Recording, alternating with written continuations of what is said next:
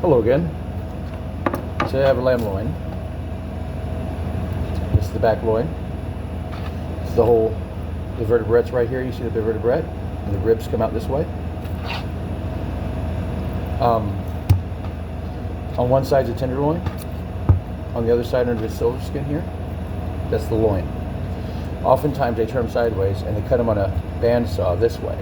And those are those lamb chops that you see that they're real bulky, very bony with small amounts of meat, but they're very delectable and delicious. I don't like dealing with the bone, so I'm going to take the fillets off the bone. I'm going to tie them together so they get a little larger diameter. I'm going to sear them and roast them in the oven. Serve them with a nice sauce. I'm going to make a veal demi with this bone. I've got more of them. I got 5 of these. So first things first, you always pat your meat right. That stuff's not called blood, it's called myoglobin.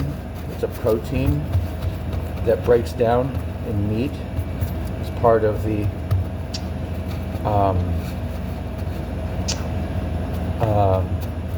decaying process. So now I'm going to start with the tenderloin. What you're going to do is you're going to feel here, there's going to be a bone right down the middle. You can see it's like a star bone. See that? It's like a star. Two, and then points on these ends. So you want to run down the bone on both sides. See this meat right there? We take this one off, take this one off. There's a little one here, and a little one here. These are the tenderloins, the small ones, and these are the loins, the back loins. Deer, they call them backstrap. If you're a hunter. And if you're a hunter, you already know how to do this probably. So, find the bone. Come down along the bone, stay tight to the bone. Just basically scrape the bone, and the meat is going to come off. And you got to do a little. You here want to do a little curve. You have to curve it a little bit because you can go across a horizontal bone.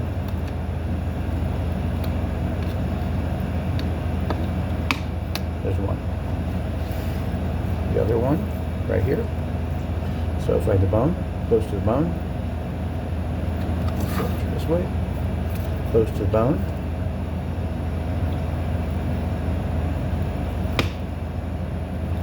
All the way down to the other bone. Now I'm just going to scrape it, try and scrape underneath it, scrape it away from that other bone. I can turn the knife here to have a horizontal surface to go across. There we go. It's coming off now. Nice and easy. There we go. 2 tenderloins. Now the loins are the bigger ones, and they're on the other side here. Again, I'm looking for the bone. I'm going to run my knife along the bone through the silver skin. As long as you're going blind because you can't see through the silver skin, you don't know where. And as long as you stay close to that bone, that's your guide. That's your stick that you'd walk with if you're a blind guy, right? Now, I got down to the bottom bone. I'm going to go and try and curve it. My knife in there. Scrape it along that bone. Curve. There we go. Stay tight to the bone.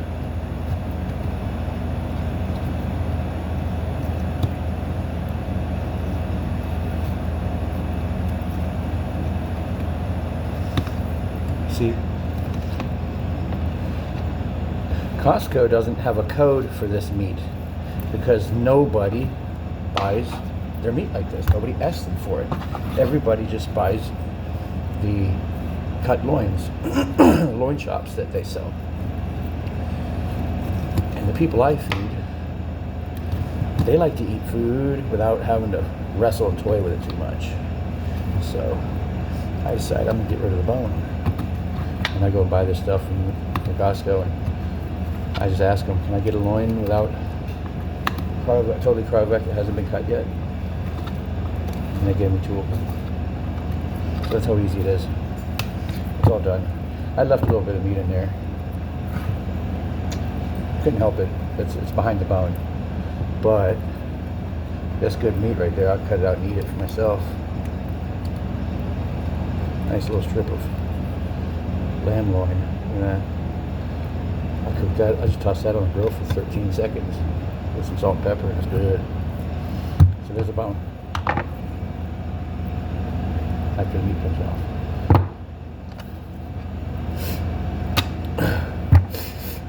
And so the products that we were able to gain here, we got 2 loins, 2 tenderloins, a nice bone for sauce, and my little snack.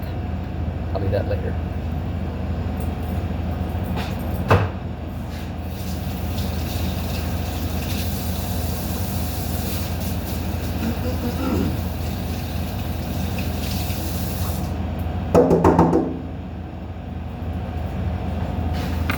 I have a squirrel that kicks all the birds off the bird feeder out the window, and things hanging sideways, big heavy squirrels hanging on it.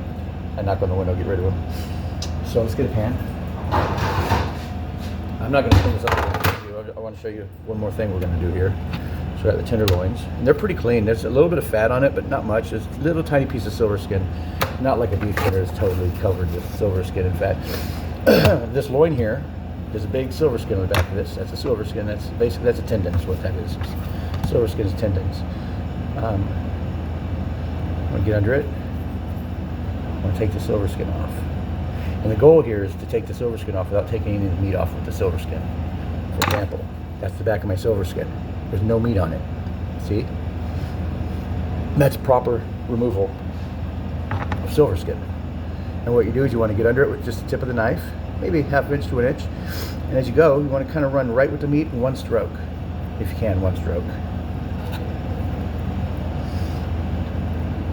If you do one stroke, it's better. There we go. Come down the other way.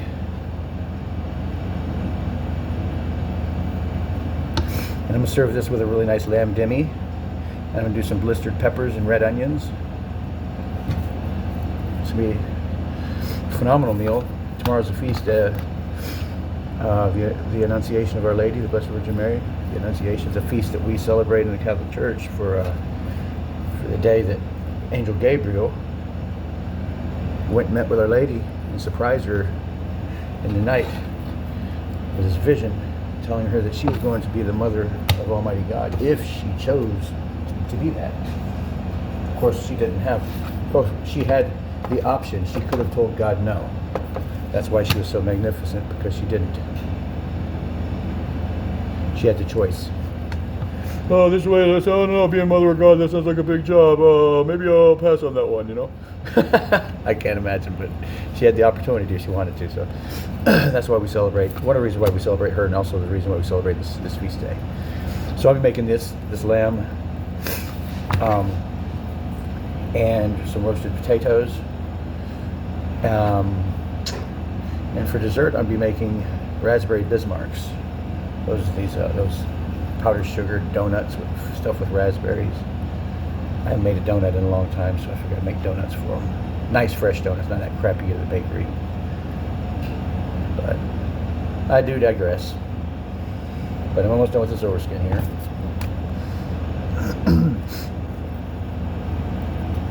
One more piece.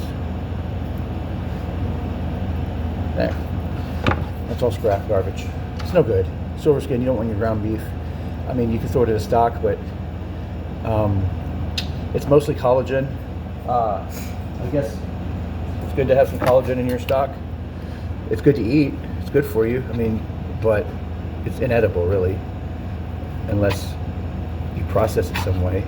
You could freeze dry it and turn it into a powder, put it in capsules, or just make a drink out of it. And that would be...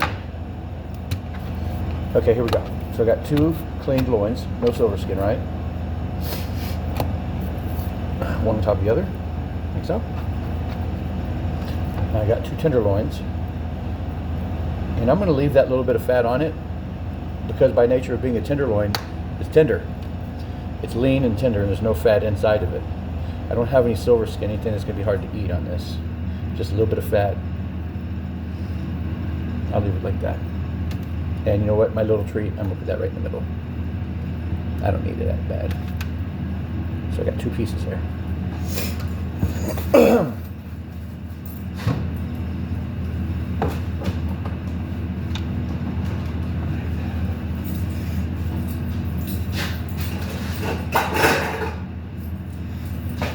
butcher twine. This is similar to the video where I tied beef, but this is a lot smaller. And the way I put them together like that.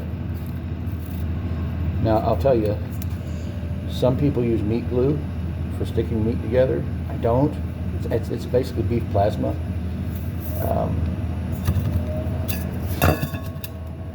They're able to do something, isolate it from the blood, and I think they make it into a powder.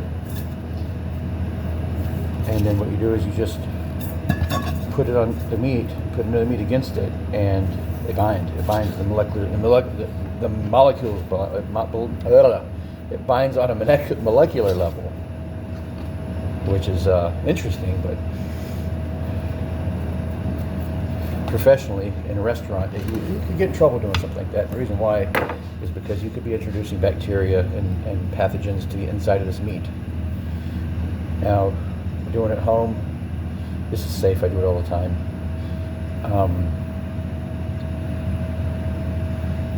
And I know what I'm doing with it. I know how long it's going to sit in the fridge. I know that it's going to be in the fridge. I know it's not going to be in any danger zone.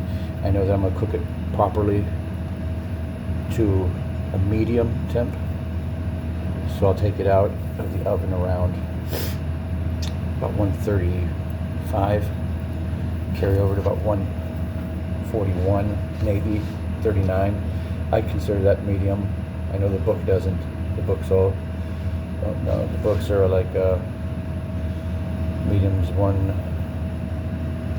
it's like 140 to 145. I guess it is medium. Yeah, that's right. My carryover should give me about 141. Low medium is what I'm looking for. But I'm going to tie it here. Boom. Cut string. And beautiful lamb loin. That's a big piece of meat. I mean, that's a nice meal right there. This is enough for 2 people right here to feast. And these tenderloins, I'm going to do the same thing with.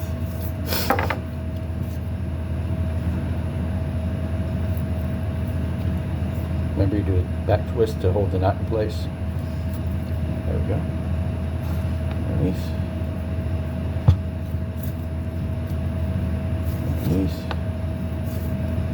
This is technique. Technique is the most important thing in the kitchen when it comes to food. Forget about these guys. Oh, make best tasting chili ever in your life. I don't care what it tastes like. If the technique's not right, everything else around the taste will be completely screwed. If the vegetables aren't cut properly, if the meat's not tied properly, if it's not seared properly, if the artichoke is not cleaned properly, there's technique is. If you don't learn technique, then don't even go into a kitchen. Don't even bother. And I'm showing you accurate, true technique, just the way that's been done for hundreds of years. This one's a little tougher because it's so small, but I'm going to tie it up just like the other. So I got 8 men to feed tomorrow, and I have 2 of these. So I'll have 2 of those whole loin, 2 of those double loins, and 2 double tenderloins. And I was thinking that might only be good enough for 5 to 6 people to have a nice meal. So I have 16 bone. I have 2 8-bone lamb racks behind me thawing out, and I'm gonna do I'll do some lollipops with it, lamb lollipops. That'd be good. They'll love it. Right up here. There we go. Around here.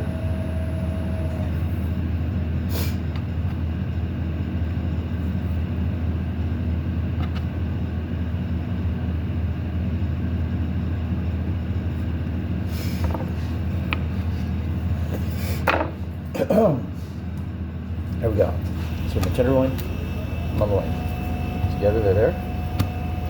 Properly tied. Technique is always number 1.